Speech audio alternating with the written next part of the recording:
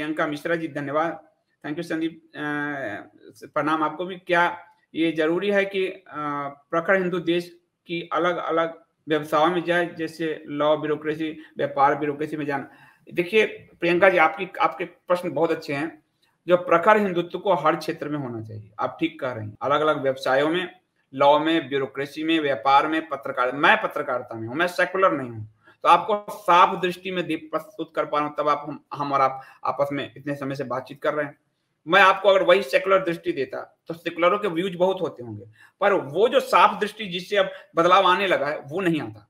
तो हर क्षेत्र में प्रखर हिंदुत्व के संवाहक होने चाहिए। अगर कोई कट्टर इस्लामिस्ट है, कट्टर कम्युनिस्ट है, तो आपको प्रखर हिंदुत्व होने में हर्ज ही नहीं होना चाहिए, जिस भी क्षेत्र में रहे। क्योंकि कल वाला जिन्होंने भी नहीं सुना है वो पुराण वाला सुने। आज के असरों को परिभाषित किया गया है, आप कैसे लड़ोगे उनसे। अगर लड़ना है, कट्टरपंथियों से लड़ना है, तो अपनी प्रखरता से ही तो लड़ोगे आप। उनके कट्टर पंचमक्कार तत्व से आपकी प्रखरता ही लड़ेगी। इसलिए हर क्षेत्र में आप ठीक कह रहे हैं, प्रखर हिंदुत्व होनी चाहिए, हिंदू होने चाहिए। सभा शर्मा जी कह रहे, Sandeep ji did you lose any weight in the last 9 days? मैं तो ऐसा ही दिख रहा हूँ, अभी वजन तो नापने नहीं गया हूँ, पर मैं दिख तो ऐसा ही रहा हूँ। सकारात्मक ऊर्जा रहती है, और फलाहार तो मैं कर ही रहा था, सेब केला दूध में खा रहा था, तो मुझे नहीं लगता कि कोई वीकनेस जैसी कोई बात है, तो मैं ठीक हूँ।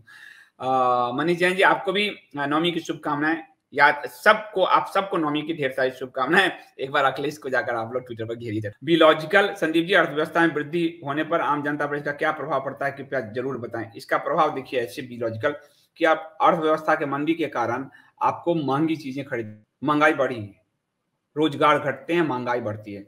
एक फैक्ट्री में आपको मैंने बताया, जैसे उदाहरण दिया था मैंने, बहादुरगढ़ का दिया था कि किसान आंदोलन के कारण पूरा जूता इंडस्ट्री चौपट हो गया, तो सब रोजगार हटा, हमारे नेगेटिव। और आप देखिए कि महंगाई जो है, तेल से लेकर टमाटर तक की महंगाई बढ़ रही है।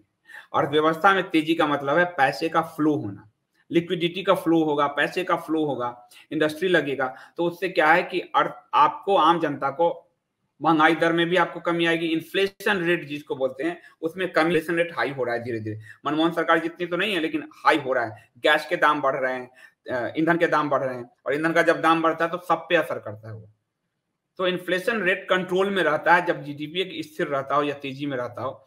दूसरा, जब तेजी में रहता है तो इंडस्ट्रियल ग्रोथ की संभावना बढ़ जाती है, रोजगार की संभावना बढ़ जाती है, यानी तेजी आने लगती है समाज जो है। और अगर स्लो है तो आप जानते हैं कि पिछले 1.5-2 साल में क्या स्थिति हुई। हमारी कूटनीति दुर्बल है, मनीष जैन जी। हमारी कूटनीति, आप सबसे अच्छा शब्द यूज करेंगे मनीष जी, तुष्टिकरणवादी है। हम शुरू से दो का तुष्टिकरण करते रहे, कम्युनिस्ट और यानी पंचमक्कारों का, लाल और हरों का, जिसके कारण इन दो देशों का भी हम तुष्टिकरण करने लगे, इधर लाल का और इधर हर का, जिसके कारण हम तुष्टिकरण राजतंत्र को नहीं आवश्यक है, तुष्टिकरणवादी आप कहिए, जिसके कारण हम मार खाते रहे। जब तक दोनों गर्दभों को लठ नहीं पड़ेंगे। 60 समाचरित विदुर जी, ऐसे तो थोड़े कहा था उन्होंने, ऐसे था नहीं था। कृष्ण की नीति ऐसे तो है नहीं, चाणक्य की नीति ऐसे तो है नहीं। और अभी पुराण की कथा में आपको मादलता ने जो अपने अलार्क, अपने पुत्र को जो दिया है ज्ञान, वो भी आपको पूरा बताया मैंने जनी भी संदीप देव में। तो जब सारे शास्त्र की भाषा एक है, तो ये 70 साल में ये नई भाषा क्या लिख रहे हैं, उल्टा हमारा नुकसान हो रहा है। अभिनय जी कह रहे हैं अखिलेश बहुत भीड़ लेके आ रहा है अपनी रैलियों में, उसमें बहुत ज्यादा हिंदू हैं। दूसरी तरफ इटावा के काफी ब्राह्मण 27,000 संगठन कांग्रेस के समर्थन में उतर आए हैं।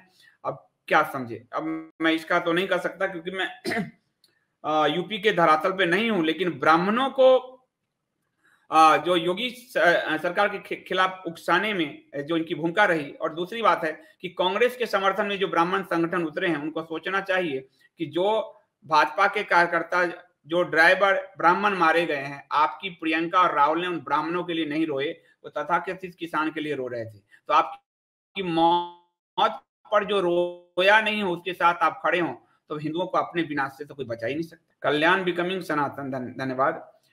देश प्लीज, मेरा क्वेश्चन ठीक है। ऑफ टॉपिक क्वेश्चन है, कोलकाता का बिरला मंदिर में बुद्ध को भगवान विष्णु का अवतार बताया गया, ये सही नहीं है। कल्याण, भगवान बुद्ध को भगवान विष्णु का 10वां अवतार बताया, पहले जा चुका, अभी नहीं बताया गया। और आदि शंकर ने बौद्ध धर्म को इसी तरह समाहित करके सनातन में मिला दिया, फिर बौद्ध धर्म यहाँ से विलुप्त हो गया। तो गौतम बुद्ध को भगवान विष्णु का 10वां अवतार माना जाता है सनातन में। इसके लिए आपको शंकराचार्य को पूरा फिर से पढ़ना पड़ेगा। इसके कारण बौद्ध के कारण जो हमने नुकसान सहा, भगवान बुद्ध के कारण नहीं, बौद्ध धर्म के कारण, उसको विलोप कैसे हुआ, मैं शंकराचार्य का सीरीज कर रहा हूं, आप जननी विद संदीप, उनको भगवान विष्णु का 10वां अवतार माना जाता है। हरिओम शर्मा जी, आपके चेहरे पर तेज चमक रहा है, ये तो माता की कृपा है, माता की कृपा है। 9 दिन उपवास के बाद भी आप इसलिए कर रहा हूं, माता बड़ी बड़ी कृपालु है, बड़ी दयालु है। सच में ये जो साल में 2 बार शक्ति की आराधना होती है, हम अपने शक्ति पुंज को जो दब गया है, हमारा निस्तेज हो रहा है, उसको उभारने का ये जो नवरात्रि है। तो इसकी बड़ी अच्छी व्याख्या आपको जननी विद संदीप देव पे जो 6, 7, 8 एपिसोड मार्कंडे पुराण के मिले हैं, आप तो देखेंगे तो आपको उसमें आएगा। तो माता तो शक्ति थी तो उभारती है माता। सनातनी परिवार धन्यवाद संदीप जी, आपके अंदर ऊर्जा का स्रोत कुट कुट कर भरा हुआ है, आपकी आवाज में जोश है। नवदुर्गा माता का असीम कृपा बनी रहे, माता की कृपा सब पे बनी रहे। बहुत बहुत जय माता दी। वो तो शक्ति, मैं क्या कह सकते हैं, मैं कुछ बोल ही नहीं सकता, माता है वो।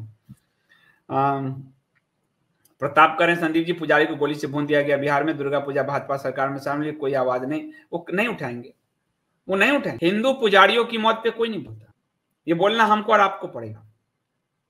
ये यहां आपने देखा, पालघर के संतों को कोई नहीं बोला। ये बीमारी जो पॉलिटिकल करेक्ट होने की है, उसको खुरच खुरच कर जब तक प्रखर सनातनी हिंदुत्व के वाहक नहीं उखाड़ देते, तब तक ये नहीं बोलेंगे। आज ये बोलने लगे ना, यूनाइटेड नेशन से लेकर यूपी तक, इनको अभी और बुलाना है, पकड़ के बुलवाना है। हिंदुत्व के रास्ते से कोई जो डिगा इधर उधर भी, तो तब पुजारी की मत पे ढलेंगे, वरना आज भी ये किसी पंचमक्कार के मौत पे आप रोते दिख जाते हैं। आप स्वयं देखो कि 7-9 लोग मरे लखीमपुर खीरी में, उस 4 के लिए शोर है, बाकी को भुला दिया गया। ये क्यों? क्योंकि वो ब्राह्मण है। ये है वो बीमारी पॉलिटिकल करेक्ट होने की, उसे हमें हटा देना, जड़ से उखाड़ कर फेंक देना है। 5-7 साल, आप 5-10 साल आप देख लीजिए कितना बड़ा परिवर्तन आएगा अभी 10 साल में, कि ये सब कालनेमी जो है ना, इन सबको राम राम भी बट है, अभी तो और अभी होना है। गटर का पिस्टू के चमचे आज मैं पूजा की तस्वीर डाली थी तो उस पर भी कुदाया। वो गटर का पिस्टू जो है वो पाकिस्तानी माल चपेटता है, इसलिए आपको ध्यान होगा कोई हिंदुओं को गाली देता है। उसके पीछे उसकी कहानी भी आ गई है। पीडीपी का हैंडल उसके विवाद में फंस चुका है। पीडीपी के लिए काम करने वो लोग गए थे। ये भी सूचना आ रही है कि मायावती को भी अप्रोच किया था कि हम बहुत बड़े डाटा वाले हैं, डाटा साइंटिस्ट हैं, और जो है हम आपको जिताएंगे समथिंग करके। तो ये लोग अवसरवादी है। ये नरेंद्र मोदी, प्रधानमंत्री नरेंद्र मोदी का नाम सिर्फ इसलिए यूज, मोदी एक ब्रांड है, उनके समर्थक बहुत बड़े हैं, उन समर्थकों का ये दोहन करते हैं, अनाथा के नाम पे पैसे लेते हैं, पैसे देते हैं, 25 लाख अनाथ के नाम पे ले लेते हैं।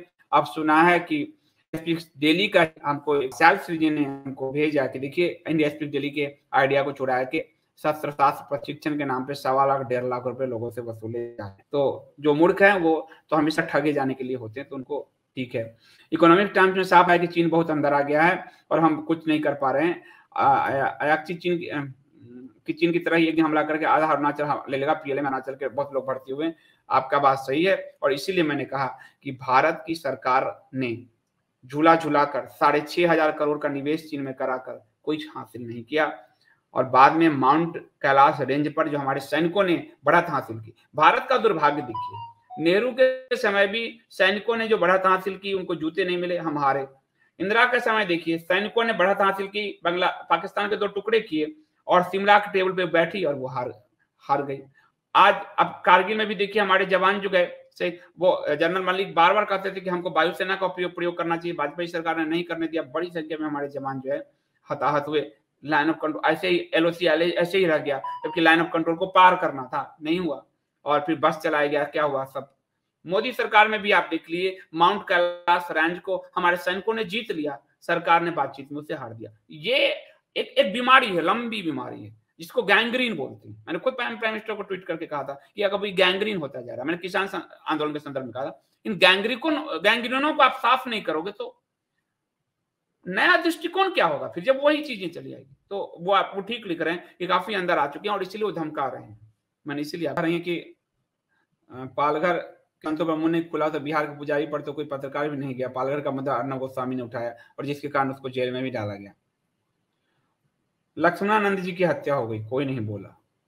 असीमानंद को जिसने जेल में ठुसवाने वाले उस पत्रिका, कारवां पत्रिका, जिसने असीमानंद पे गलत रिपोर्टिंग की, उसको तो इस सरकार ने प्रेस काउंसिल में डाल दिया है। क्या करोगे? अभी और तेज आवाज उठानी। वनिता लाकड़ा जी, ये इसका मेरे को ज्यादा नहीं है कि अभी कलयुग नहीं जा रहा कि कल की अवतार होगा और तीसरा विश्व युद्ध होगा, तो कोई ऐसा ऐसे व्यूज बढ़ाने के लिए लोग बहुत सारी चीजें फर्जीवाड़ा कर रहे हैं यूट्यूब में, क्योंकि व्यूज बढ़ने से पैसे मिलते हैं, बहुत सारी चीजें हो रही हैं, पर यहाँ आपको फैक्चुअल चीजें ही मिलेगी, ऐसी कोई बात नहीं है। तो आजकल मैं इसको अब समाप्त करता हूँ।